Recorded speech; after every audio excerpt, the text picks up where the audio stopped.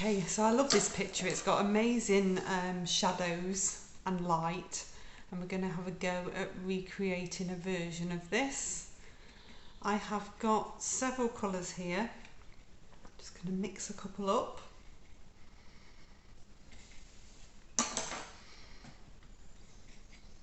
First one's raw sienna.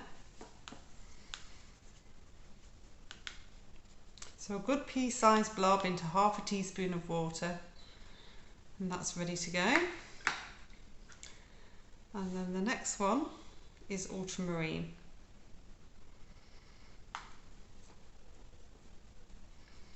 So a good pea-sized blob of ultramarine, give it a good mix. Then I want you to take a tiny bit of a browning. So I've got sepia here, and that's going to make it darker. A little bit more, so I'm just taking a tiny bit on the brush at a time. I don't want it to go grey, I want a darker version of the blue. You can also add a little bit of something rose in, so I'm using rose madder today. So I'm just dabbing a little bit of that in as well. Should give a nice colour combination. I've also got sap green on my palette, so that's 5 colours in total. I'm going to come on to the paper.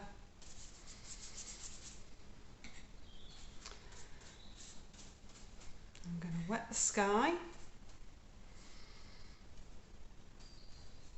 I'm going to wet into the shrubbery as well. Just coming around the figures if I can. It's not the end of the world if you come over the heads. The bit that I want to keep is the light on the paddle boards. Make sure you've got plenty of water on there. Check your brush is nice and clean, so you can see there I've still got a lot of blue within my brush. You don't want to pop that into that raw sienna. So I'm just going to make sure that that is all out. So often dabbing your brush on a piece of kitchen towel, just make sure that you've got all of it out. Okay, so I'm going to come on first of all with the raw sienna. Horizontal strokes. I'm going to start to capture that lovely light at the bottom. Coming into the shrubbery as well. Not so concerned about going over the bodies, it's just the light on the paddle paws I want to keep, so I'm just going to avoid those. Get that light in there. Rinse my brush out. I'm going to load it with a little bit of water, and I'm going to dab into the rose madder.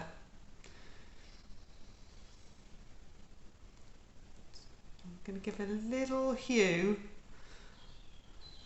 of rose in here. So this is quite handy when you're using a transparent colour or 2 transparent colours and you don't want them to mix together. So the rose will just stop the ultramarine mix and the raw sienna making a green. We don't want to make a green. So next I'm coming in with that ultramarine mix now, and I'm going to try and leave some of the light. So I'm dabbing in.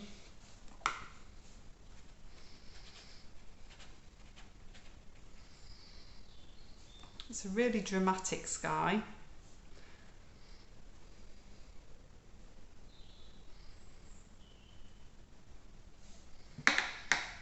I'm going to swap down now to a number 6. I've been using around number 10. I'm going to swap down to a number 6. Again, just checking that's clean. Number 6 just means I'm a little bit more in control of this paint now. I don't want to lose the light. So I'm going to sweep some of this through.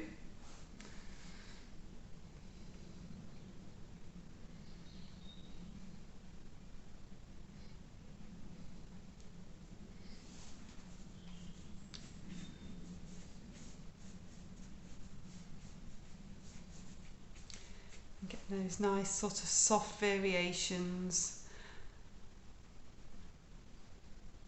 Do a little circular motion. Wherever you lift off is where the colour will come out of the brush, so you've just got to be a bit careful about where you're lifting off, really. Because we've mixed this colour up, you'll get some nice splits as the colour starts to come out and soften onto the paper.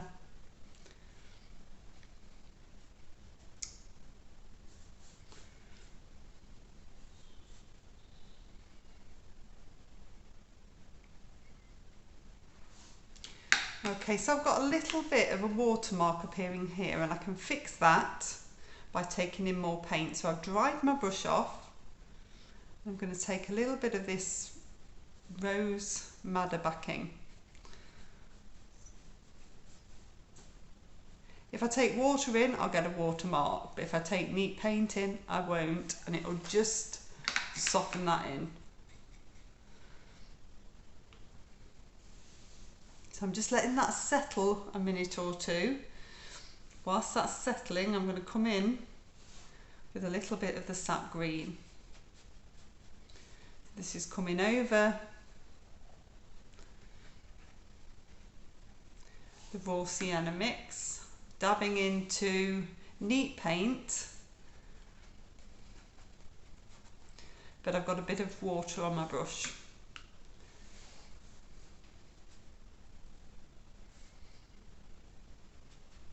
Still using my round number 6. What I want to happen is those lovely soft wispy bits to go into the sky.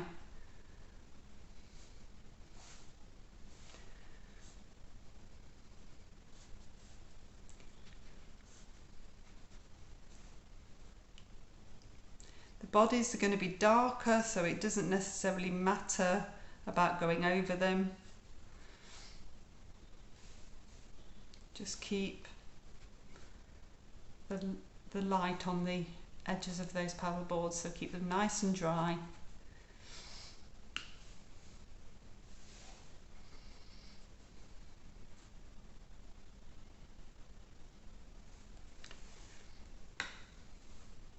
I'm going to dip into the blue as well, the blue mix.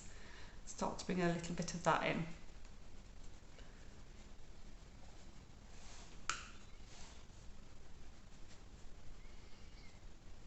This is going to indicate some of that shadow that's there.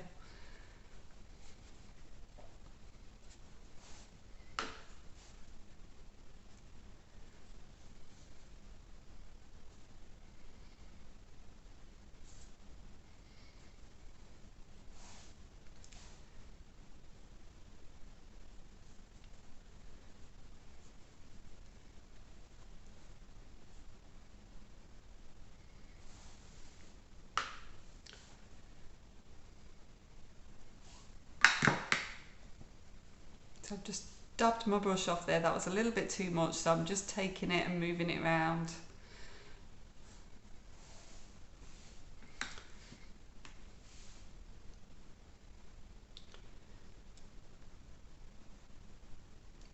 I'm just going to dab a little bit into the sepia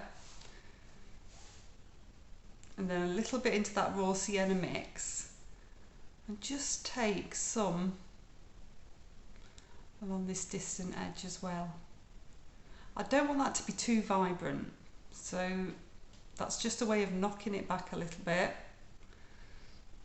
You still want that hint of green there.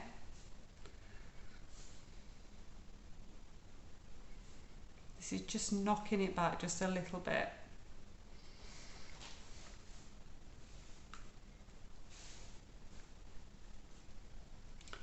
So just dab a little bit into your sepia, your dark brown, a little bit into the raw sienna. Just blend that a little bit over the green areas, just so everything's not too vibrant.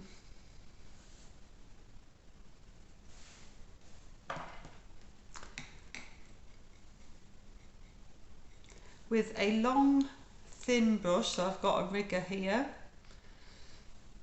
just dabbing it off a little bit, there is an opportunity whilst it's still damp, take a little bit more of that sepia into the mix, dab it off, to pop in a few wispy bits if it's not moving.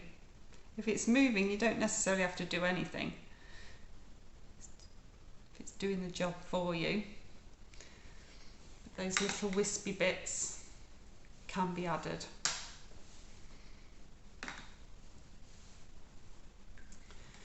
So I'm going to carry on now down the page, just leaving a tiny gap just in between so that I don't create a huge watermark.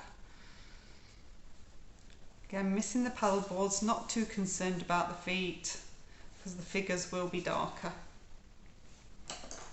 Going to go back up to my round number 10 and we're going into the raw sienna. So horizontal stroke now. Can come over the feet and you can start to touch into that bottom edge.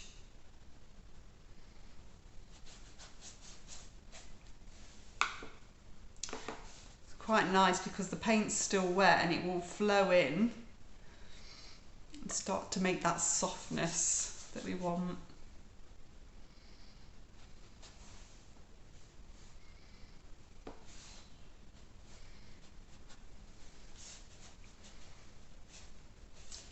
That's raw sienna there. Dabbing to my rose madder. I've actually dabbed a little bit of water onto the brush as well, but I've not rinsed the brush this time. So I'm just going to get a bit of warmth into that raw sienna mix. Horizontal strokes still.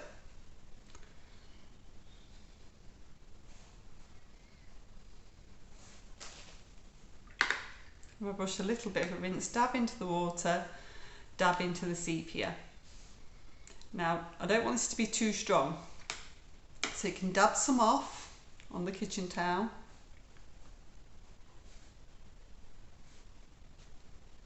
And then start to move this around. If you take that one bit that's on the brush, randomly move it around, it should be enough to do quite a big area.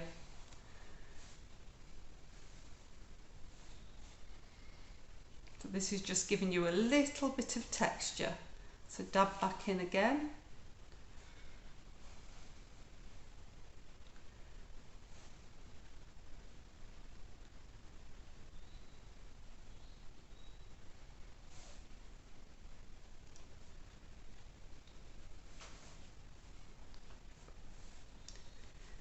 Few sort of horizontal strokes.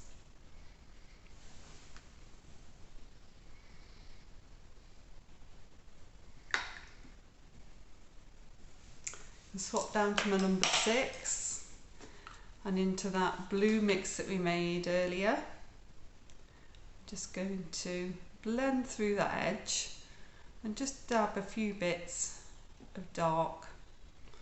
So where the brown and the blue mix, it'll become quite dark. It's a great way to make a black, ultramarine blue and any brown.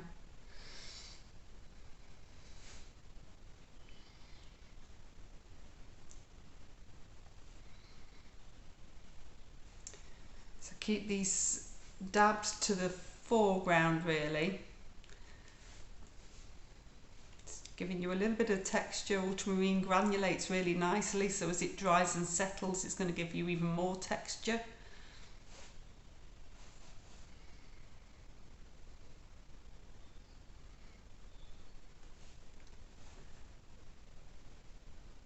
A little bit of dark there.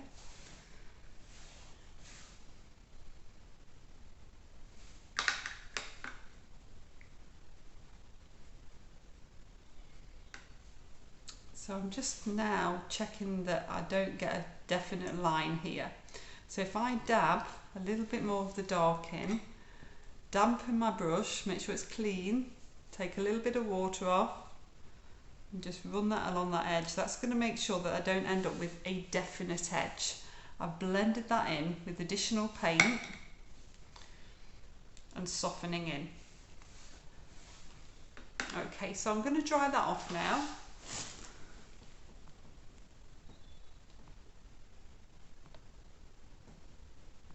that's nicely dry now. What I'm going to do is start to work into the figures. I'm going to go on to dry. I'm going to use some of the rose madder.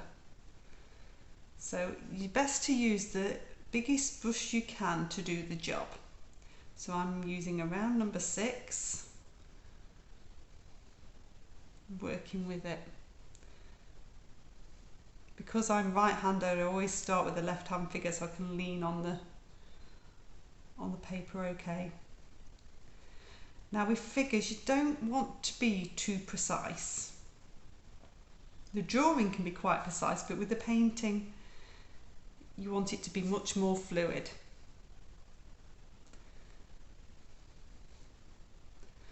The habit of when you've got a very, very precise figure, trying to get every single line in, the figure just gets bigger and bigger.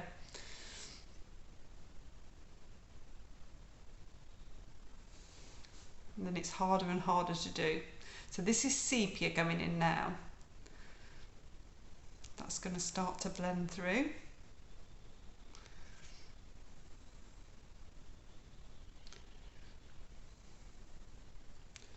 The light's coming from the right hand side, so I'm obviously trying to preserve some of that light. So if I can keep a little glimmer of that rose madder in place is brilliant. It sort of all depends on how much it flows.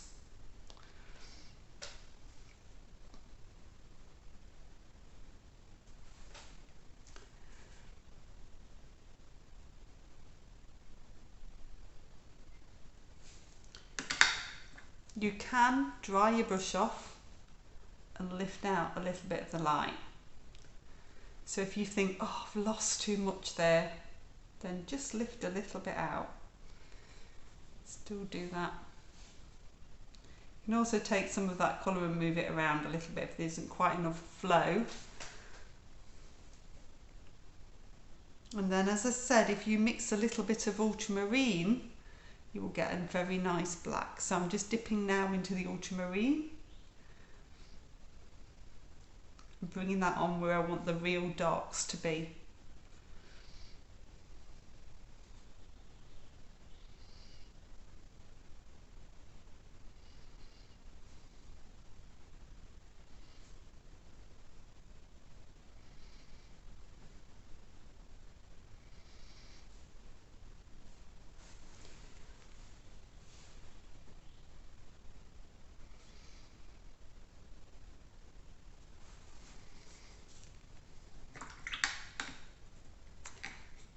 And I'm going to do the same for the other figure.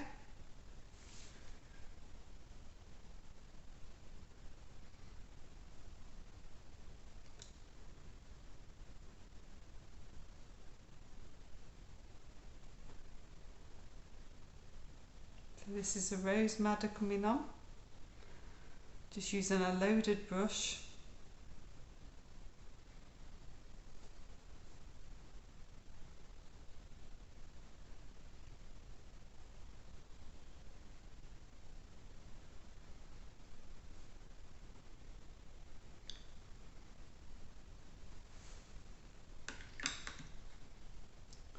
Then into the sepia.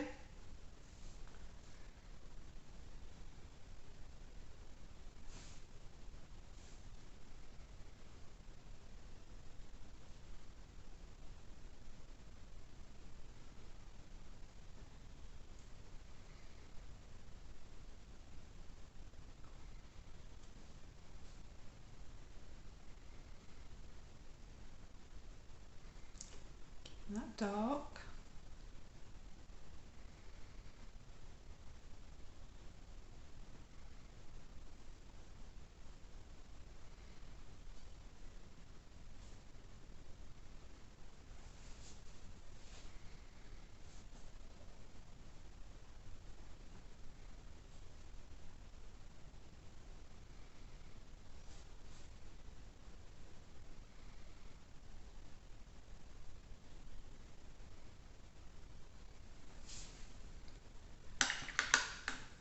Rinse my brush off and then come into the ultramarine to where I want it to be really nice and dark.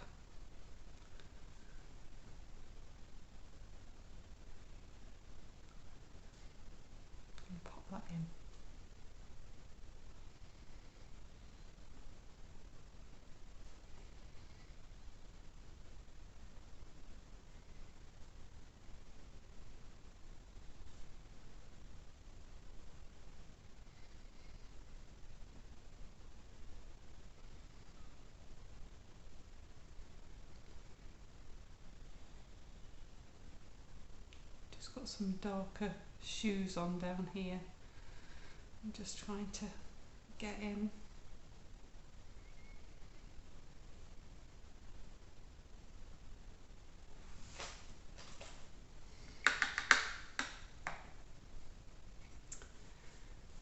And then you've got the shadow coming out. So with that shadow, I'm going to use sepia. I'm going to pull away from the feet. You don't want it to be too strong.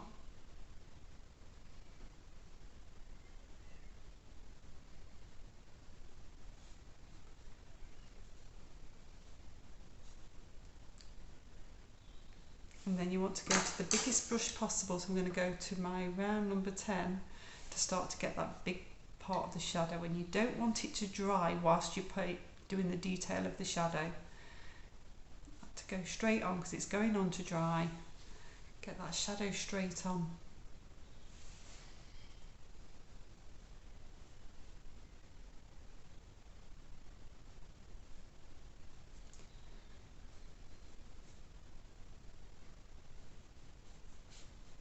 The shadow doesn't have to be too precise, but it just needs to hold the figures and ground them.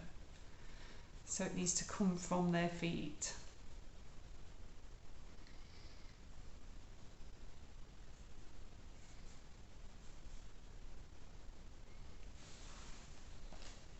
So I've got a nice little bit running in there, I don't mind that.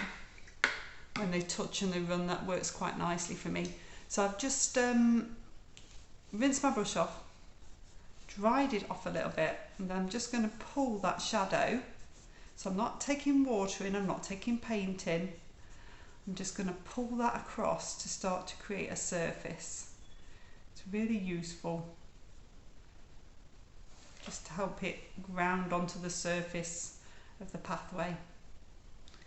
So we're not taking away from the shadow shape, we're just pulling out a few lines horizontally, just helping it just gel to that surface. You can as well take a few lines through lighter with a damp brush.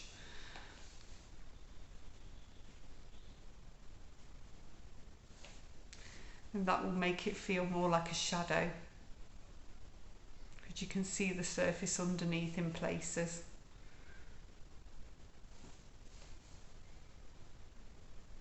I've got to do this quickly though, because it will very quickly dry.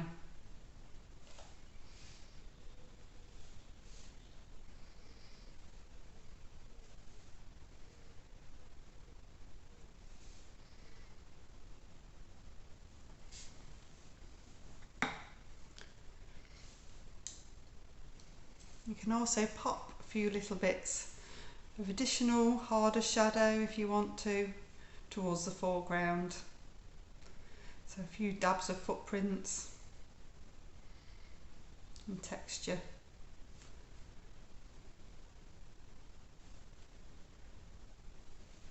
A little bit of an edge here.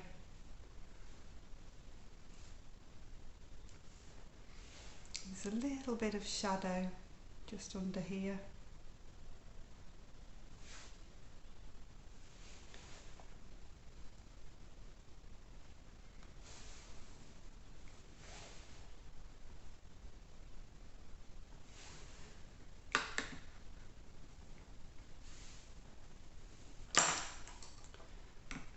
Just rinse my brush off. I take some of the rose madder and a tiny bit of the raw sienna. I can come in to do the sign that's up here. So I don't want it to be to stand out too much. I could use a bright red paint, but then it would really stand out. So this is just getting that in nice and easy, really. So that's the sign. Can have a little bit of shadow on there.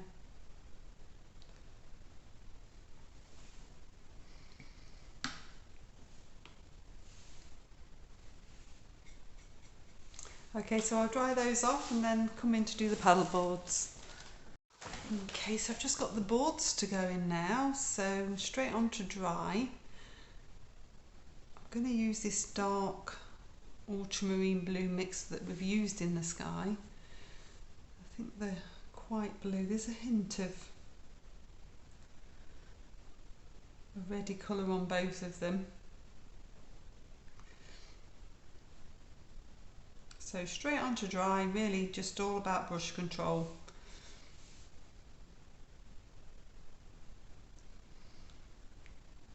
Going to leave that edge light.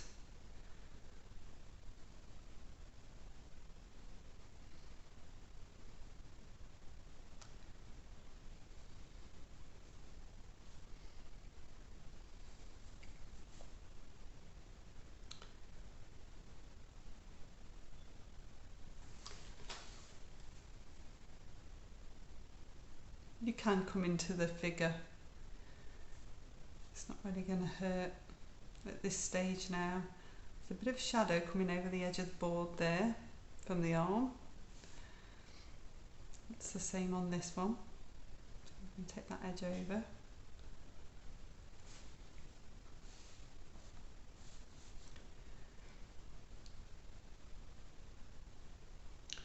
This one, the same blue.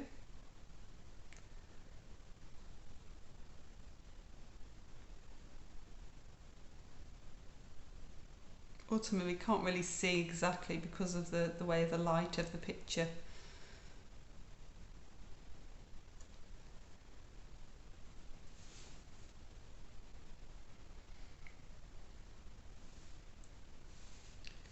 But I can see some red. So I'm going to do a little bit on the edge there. This one's a bit lighter up here, so what I'm going to do is just water that little bit down.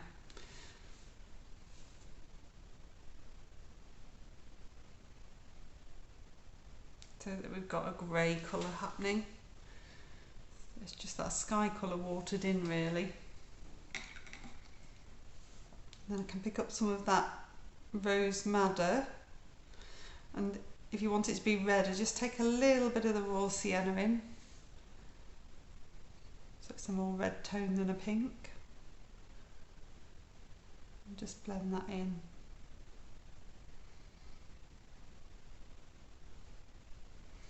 If it's still wet, the paint, it will blend. I quite like a little bit of a blend. I think it makes it look more fluid, more atmospheric. If you didn't want to blend, then you would just need to dry it in between. So I'm quite liking that it's blending into there.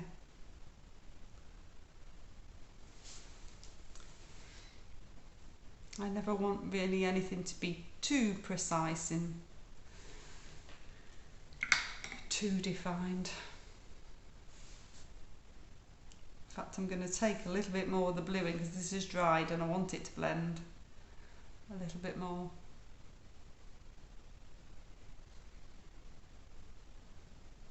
Take some of that blue through a shadow on that bottom edge as well.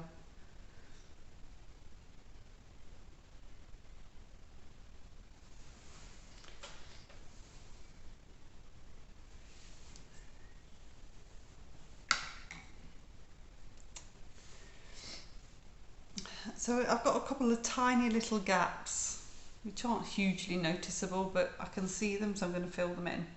So this is just a bit of a raw sienna sepia mix, just to fill those areas in around there, just so they're not so vibrant. You can just horizontal stroke them in there, and then I've got a tiny bit of green missing here on the edge of the board, so I'm going to pop that in, and a bit just above the arm there. Again, you can just soften those in, just blend with a little bit of water so they're not too obvious. And then I've got a tiny bit of green missing just underneath the arm there.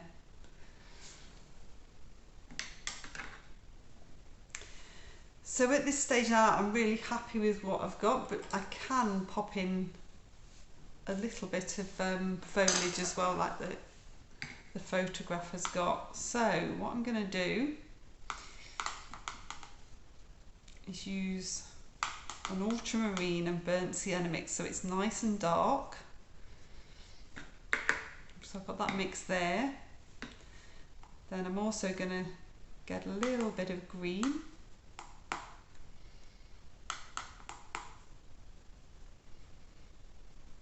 And take a little bit of the sepia into that. So I've got a more natural green.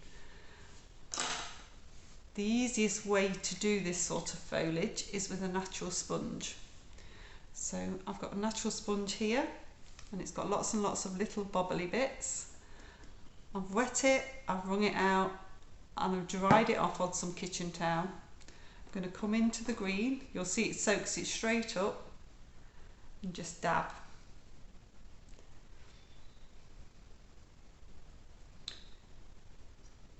So I'm just dabbing gently, building up that foliage on that area. Then going to go directly into the dark and do the same.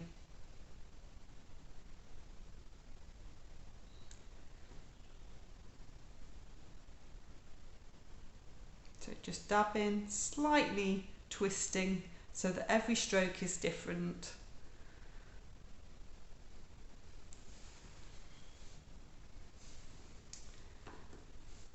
And I can take this little bit in over here as well.